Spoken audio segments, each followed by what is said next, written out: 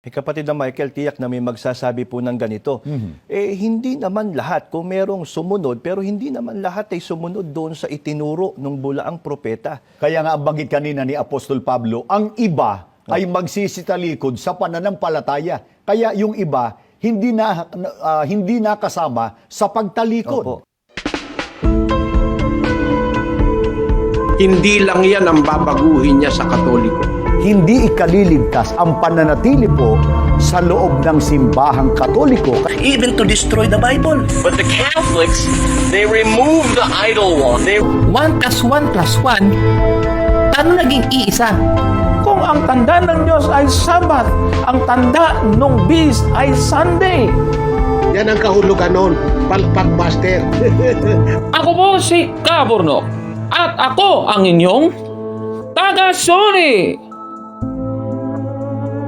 Sa puntong ito ng ating programa, kung hindi ka pa nakasubscribe, pakiclick po ng subscribe button at ang notification bell para updated po tayo sa ating mga susunod na videos. Kaya, let's go at simulan na natin!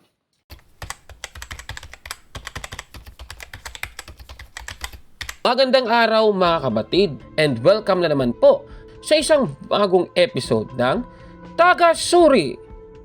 Sa Mateo 16:18, ang mga pintuan ng Hades daw ay hindi magsisipanaig laban sa iglesia na kanyang itinayo at sasamahan ito ni Kristo hanggang sa katapusan ng sanglibutan sa Mateo 28:20. Mga kababayan, ibig sabihin, hindi po iiwanan ni Kristo ang kanyang itinayong iglesia. Kaya hindi dapat ito natalikod sa sarili nitong pananampalataya, mga kapatid. Ngunit, kakaiba po ang doktrina ng Iglesia ni Cristo ni Manalo ukol dito. Katunayan, mababasa natin yan sa The Iglesia ni Cristo, Church of Christ Today. Sa page 5, ganito po ang ating mababasa, ililiwat ko na sa Tagalog. Sa kalaunan, pagkamatay ng mga apostol, ang iglesyang ito na itinatag ni Kristo noong unang siglo ay natalikod sa tunay na pananampalataya. Ito ay tumalikod. Mateo 24:3-11, Gawa 20:29 hanggang 30 at unang Timoteo 4:1-3.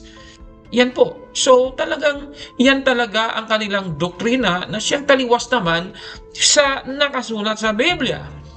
Kaya sa ating episode ngayon, tatalakayin natin ang isang video ng mga ministro ni Manalo na tinalakay ang tungkol sa pagtalikod daw ng iglesia na itinayo ng ating Panginoong Jesucristo. At bago na natin puntahan ang video, tandaan po natin na sa Biblia may binabanggit po na mga tatalikod daw sa pananampalataya. At yan ang ating makikita sa unang Timoteo 4:1 nang iba'y magsisitalikod sa pananampalataya, mga kababayan. Pinapahiwatig po ng talatang ito na hindi po ang buong iglesia ang natalikod sa pananampalataya. Kasi nga ang sabi sa unang Timoteo 4:1, ang iba'y magsisitalikod sa pananampalataya. Hindi naman sinabing ang lahat ay magsisitalikod sa pananampalataya, mga kababayan. Ngunit, paano palalabasin ng mga ministro ni Manalo na kahit may mga hindi tumalikod sa pananampalataya ay lubusang nawala daw ang iglesia na itinayo ng ating Panginoong Jesucristo? Eto, panoorin na natin ang video, mga kapatid. Kapatid na Michael, tiyak na may magsasabi po ng ganito. Hindi naman lahat, kung merong sumunod, pero hindi naman lahat ay sumunod doon sa itinuro ng bulaang propeta. Kaya nga ang banggit kanina ni Apostol Pablo, ang iba ay magsisitalikod sa pananampalataya. Kaya yung iba, hindi na kasama sa pagtalikod. Opo. Ano pong ginawa po doon sa mga hindi sumunod doon sa aral na itinuro noong bulaang propeta? May sagot ang Biblia dito po sa Gawa sa 20:29. Aking talastas na pag-alis ko ay magsisipasok sa inyo ang mga ganid na lobo na hindi magpapatawad sa kawan.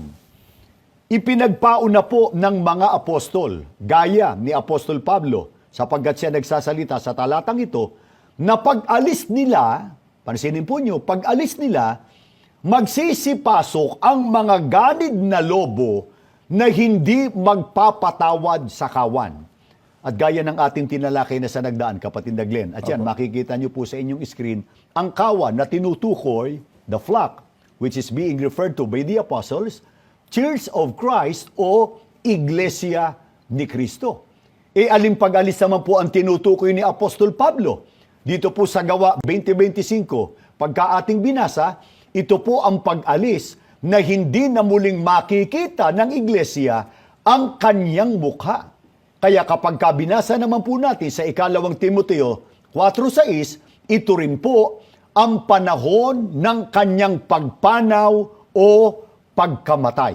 Kung gayon, pagkamatay po ng mga apostol, doon papasok ang mga ganid na lobo o mga bulaang propeta na maninila sa kawan o sa mga alagad ng ating Panginoong Kristo. Opo. Kapatid na Michael, ano pong ibig sabihing hindi po patatawarin ng mga lobong maninila ang kawan o ang iglesia ni Kristo? May sagot ang ating Panginoong Kristo dito po sa aklat ng Mateo sa 24:9. Kung magkagayoy ibibigay kayo sa kapighatian at kayo'y papatayin. Ang katumbas po na hindi patatawarin ang kawan at ang hindi magpapatawad ay ang mga lobong maninila, sila po ay papatayin. They will be killed. Apo.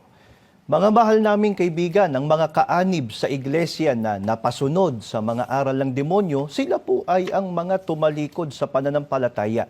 Samantala ang mga nanindigan naman sa aral na kanilang tinanggap sa Panginoong Hesukristo at sa mga apostol ay ipapapatay. Ayan, so napanood po natin ang mga ministro ni Manalo at ayon po sa kanila. Pangalis daw ng mga apostol, papasukin daw ng mga bulaang propeta ang iglesia at ang mga hindi susunod sa kanya ay papatayin. At meron silang mga batayang talata, no? Gawa 20:29, may papasok daw ng mga ganid na lobo sa pag-alis daw ni Apostol Pablo. At ang kawan na tinutukoy daw sa Gawa 20:29 ay ang Iglesia ni Cristo na mababasa daw sa Gawa 20:28 ng Lamsa Translation. At itong tinutukoy daw na pag-alis ni Apostol Pablo ay tumutukoy daw sa kanyang kamatayan. Na yung batayan, Gawa 20:25 at 2 Timoteo 4:6. At yung mangyayari sa mga hindi tatalikod sa pananampalataya, sila daw ay papatayin ayon sa Mateo 24:9. Tanong, totoo ba ang lahat ng mga sinasabi ng mga ministro ni Manalo? Susuriin natin yan. Ayon sa mga ministro ni Manalo, mga kapatid, pagkamatay daw ng mga apostol, papasukin daw ang iglesia ng mga bulaang propeta. Base sa Gawa 20:29, may ganid na lobo na papasok doon sa kawan.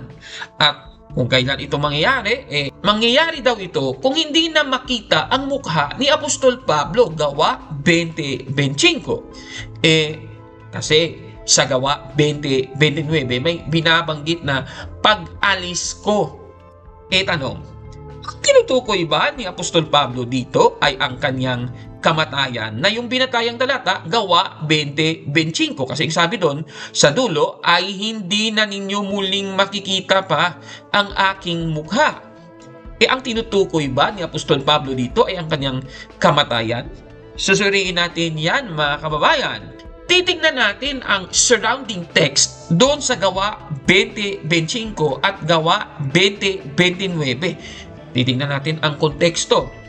Ang babasahin natin, itataas natin. Sa Gawa 20:17 hanggang 18, ganito po ang mababasa. At mula sa Mileto ay nagpasugo siya sa Efeso at ipinatawag ang mga matanda sa iglesia. At nang sila'y magsidating sa kanya, ay sinabi niya sa kanila at yung sinabi ni Apostol Pablo sa mga matatanda sa iglesia ay itong binanggit sa Gawa 20:25 at Gawa 20:29. Ibig sabihin po, ang pag-alis na tinutukoy sa Gawa 20:29 ay ang pag-alis ni Apostol Pablo sa Efeso at hindi po ang kanyang kamatayan, mga kababayan. Ako naman, mali naman pala ang mga ministro ni Manalo. Katunayan, suportado po ng mga Bible scholars ang aking binanggit na katotohanan ito. Halimbawa, sa Critical and Exegetical Commentary on the New Testament ni Heinrich Meyer, Volume 2, 1877 edition sa page 186. Ganito po ang sabi doon. Sa versikulo 29 at 30, ang salitang pag-alis. Hindi partikular na ang kamatayan ni Pablo ang kaniyang tinutukoy, kundi ang kaniyang paglisan sa pangkalahatan. Napakaliwanag po, mga kababayan, ng ating nabasa. Hindi po kamatayan ni Apostol Pablo ang tinutukoy sa versikulo 29, yung phrase na pag-alis ko, mga kapatid. Isa pa pong Bible commentator dito po sa commentary ng Acts chapter 20 verse 29 ng Cambridge Bible for Schools and Colleges. Ganito naman po ang ating mababasa, ililiwat ko na sa Tagalog, na pag-alis ko.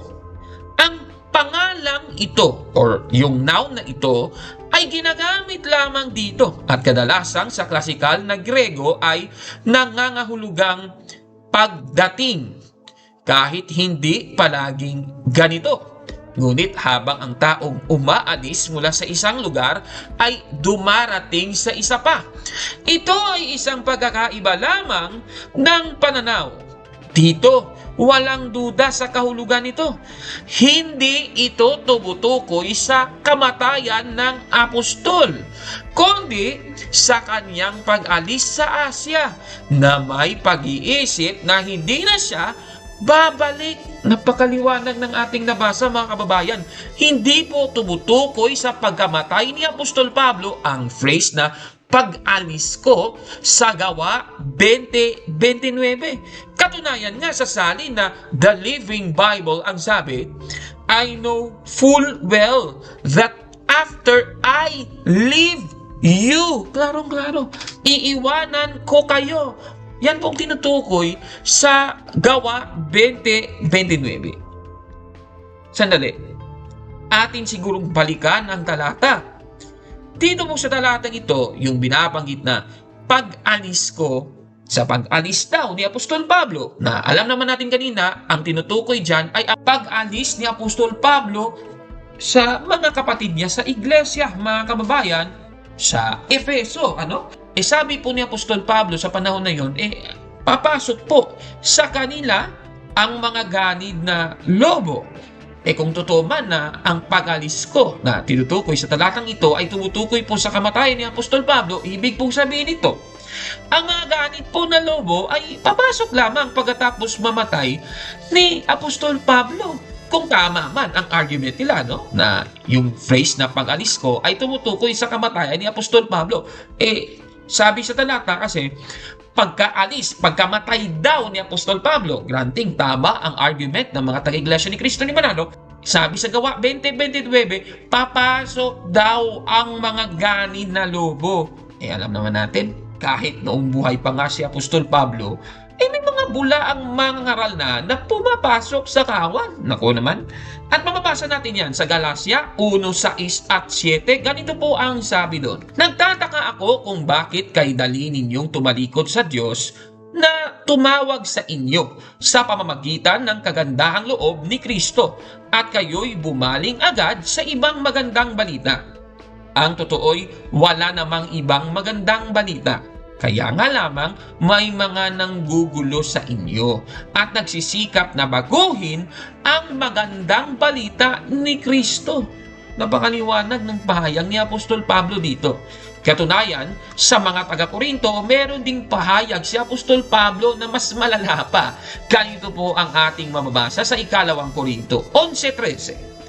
Ang mga iyan ay mga huwad na apostol, madadayang manggagawa at nagpapanggap na mga apostol ni Kristo. Napakaliwanag po ng ating nabasa, mga kababayan. Ibig sabihin, mali yung kanilang argument na ang tinutukoy na phrase na pag-alis ko sa Gawa 20:29 ay tumutukoy sa kamatayan ni Apostol Pablo. Mali po yun. Palpak na argumento po yun.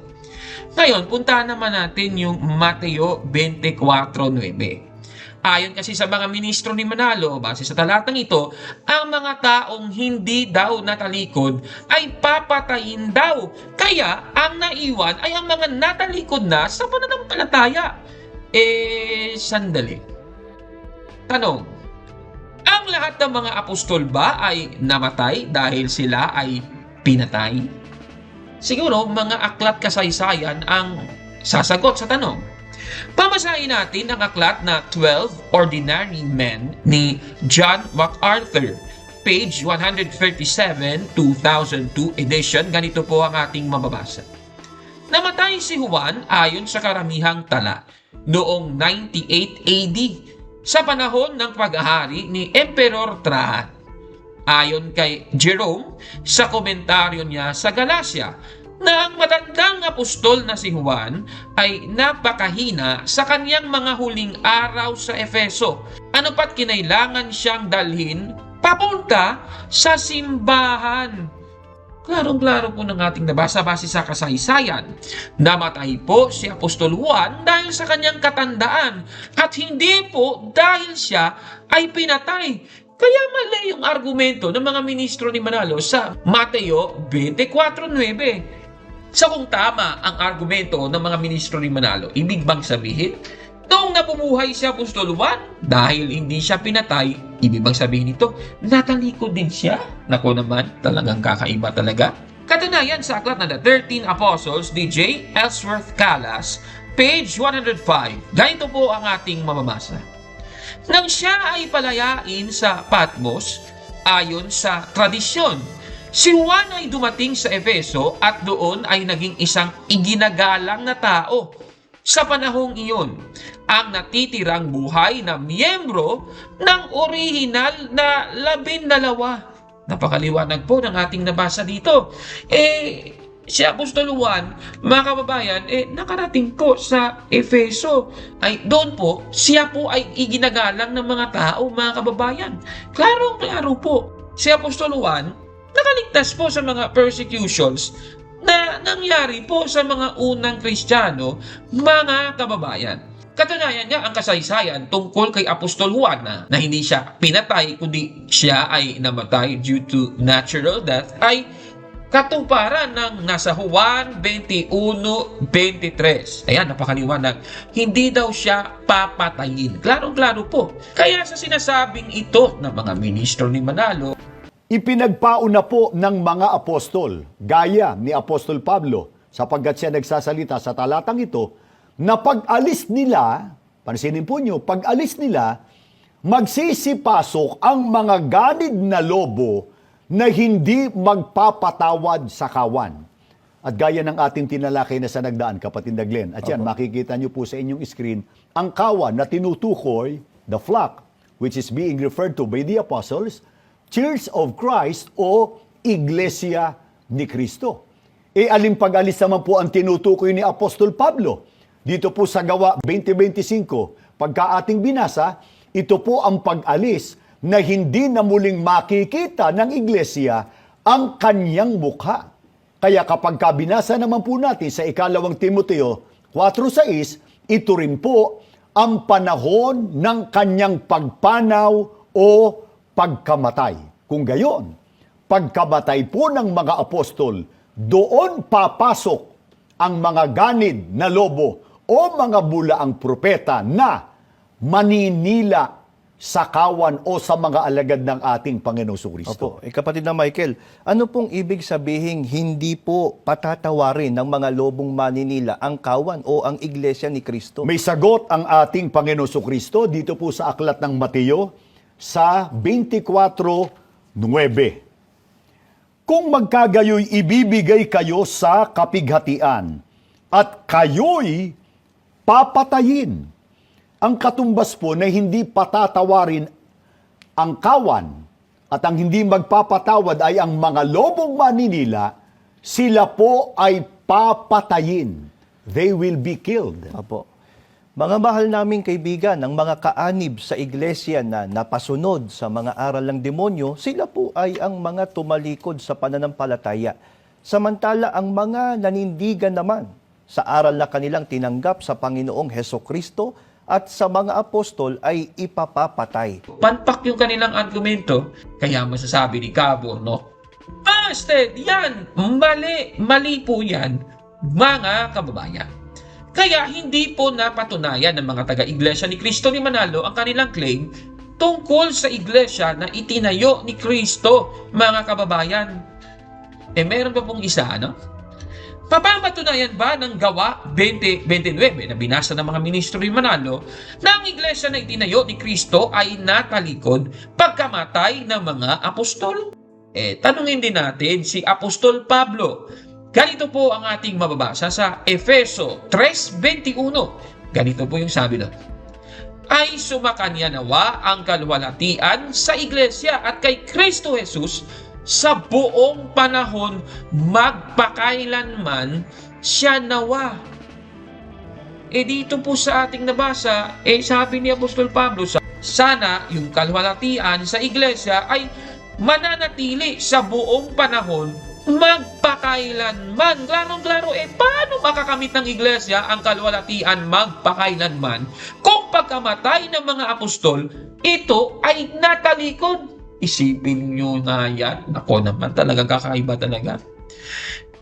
Tanong, Iglesia ni Cristo ni Manalo lang ba ang may kahalintulad na doktrina na nagsasabing ang iglesia na itinayo ni Cristo ay natalikod na sa pananampalataya? Susuriin natin yan at babasahin ang aklat na The Restoration of the Gospel of Jesus Christ na ininimbag ng iglesia na The Church of Jesus Christ of Latter-day Saints o mas kilala natin bilang Mormons sa page 8. Ganito po ang ating mababasa, ililiwat ko na rin sa Tagalog. Ang dakilang apostasy. Kasunod ng kamatayan ni Jesucristo, inusig at pinatay ng masasamang tao ang maraming miyembro ng iglesia. Ang ibang mga miyembro ng iglesia ay lumayo mula sa mga alituntuning itinuro ni Jesucristo at ng mga apostol. Pinatay ang mga apostol at ang otoridad ng priesthood, kabilang ang mga susi sa pamamahala at pagtanggap ng paghahayag para sa simbahan ay inalis sa lupa. Dahil ang simbahan ay hindi na pinamunuan ng isang priesthood authority, ang pagkakamali ay pumasok sa mga turo ng simbahan. Ang mabubuting tao at maraming katotohanan ang nanatili. Ngunit ang ebanghelyo na itinatag ni Jesucristo ay nawala.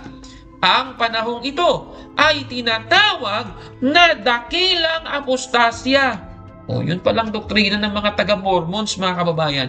Parehas na parehas po ng doktrina ng Iglesia ni Cristo ni Manalo, mga kababayan. Ibig sabihin, kapwa po mga taga-Iglesia ni Cristo ni Manalo at ang mga taga-Mormons naniniwala sa total apostasy doctrine, mga kapatid. Pero tanong, ano ba ang pahayag ng mga nagsusuri tungkol sa nasabing doktrinang ito? Pangasahin natin ang aklat na Bible Doctrine, Essential Teachings of the Christian Faith ni Wayne Grudem, page 141 ang ating babasahin. Ganito po ang ating mababasa. Ayon kay Ron Rhodes, naniniwala ang Mormons na ang lubusang pagtalikod ng iglesia ay nangyari pagkatapos mamatay ng huling apostol. Ibig sabihin, ang tunay na iglesia ay kailangang maibangon. Ngunit ang pahayag na ito ay hindi totoo. Si Apostol Juan ay namatay noong bandang 90 to 95 AD. Pero may marami pang mga Christian leaders at mga guro na nabuhay na kilala si Apostol Juan at ang iba pang mga apostol bago sila namatay. Ang mga manunulat na ito ay tinatawag na Apostolic Fathers at ang kanilang sulat ay kadalasang sa Ingles o Grego. Klarong-klaro po ng ating nabasa. Ibig sabihin, base sa pagsusuri ni Wayne Grudem, mali po ang doktrina na ang iglesia na itinayo ni Cristo ay natalikod sa pananampalataya pagkamatay ng mga apostol, mga kapatid. Ano po ang masasabi ninyo sa ating episode ngayon? Comment down below mga kababayan. At kung like mo ang video na ito, paki-smash ng like button at mag-subscribe sa ating YouTube channel. Sorry! Kaya, huwag maniwala sa sabi-sabi. check mo na kung fact nga talaga. Hanggang sa susunod na episode. Ako po si Kabordog at ako ang inyong Sorry!